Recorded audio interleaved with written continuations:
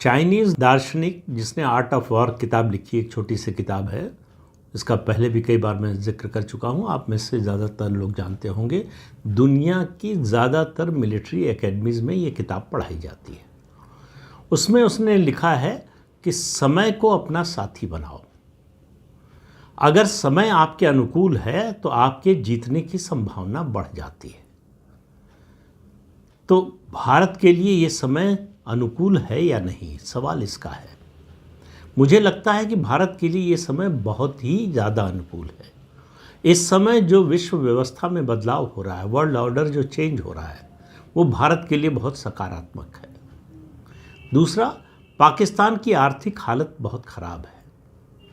पाकिस्तान की सैनिक हालत बहुत, उनकी सेना की हालत, गोला बारूद की बात करें या दूसरे हथियारों की बात करें, उसको लेकर उनकी हालत बहुत ख़राब है। तो ये जो आसिम मुनीर ने बोला है, ये दरअसल उनका फ्रस्ट्रेशन वो सामने आ रहा था। लेकिन साथ साथ इस लड़ाई को वो अब सीधे सीधे जिहादी लड़ाई बनाना चाहते हैं, और उसकी शुरुआत उन्होंने कर दी है। जो पहलगाम में हुआ है वो जिहादी अटैक है, आतंकवादी अटैक नहीं है। ये हमें समझकर चलना चाहिए।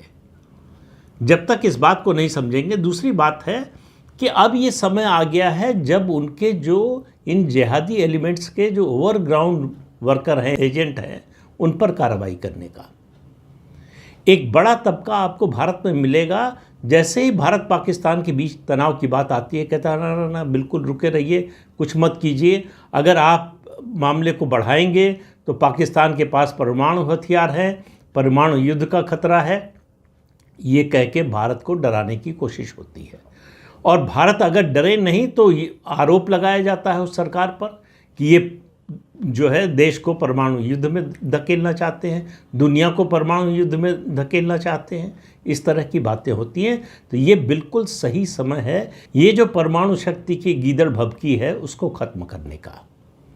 देखिए, दुनिया में सिर्फ एक बार परमाणु हथियार का इस्तेमाल हुआ है, वो अमेरिका ने जापान में नागासाकी पर किया था। उसके अलावा परमाणु शक्ति का कहीं इस्तेमाल नहीं हुआ। वियतनाम कितने साल अमेरिका से लड़ा, ज़रा याद करने की कोशिश कीजिए। छोटा सा देश, उसके पास कोई परमाणु हथियार नहीं था, और अमेरिका जो है सबसे बड़ा परमाणु शक्ति वाला देश, लेकिन वो आखिर तक लड़ता रहा, हार नहीं मानी। तो वो तो नहीं डर गया कि अमेरिका के पास परमाणु हथियार है।